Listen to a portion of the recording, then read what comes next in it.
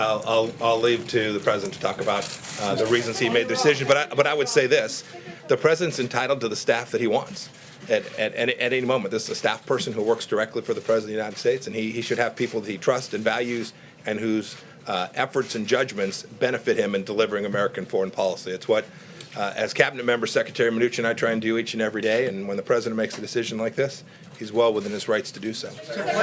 Look, I don't talk about the inner workings of how this all goes. We all give our candid opinions. There were many times Ambassador Bolton and I disagreed. That's to be sure, but that's true for lots of people with whom I interact. My mission set is always to make sure, as I run the Department of State, is to deliver America's diplomacy, and to work with the team, whether it's a Treasury or the president's staff, to make sure we get good outcomes. I know everyone's talked about this for an awfully long time. There were definitely places that Ambassador Bolton and I had different views about how we should proceed. Yeah, I'm never surprised. Well, let me ask you this. And I don't mean that on just this issue.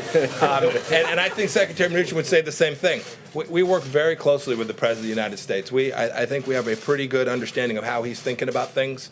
I think you'd agree, Stephen, at nearly all times. And so, our mission says not to talk about these inner workings in the palace intrigue that I know you are so curious about, but rather to talk about the things that matter to American foreign policy. I would just add that people who knew should know, and don't get into, the administrative things of a notice went out because yesterday was really. The one thing I would just say, follow up, because the president's been very clear on this. The president's view of the Iraq war and Ambassador Bolton's was very different. And the president's made that clear.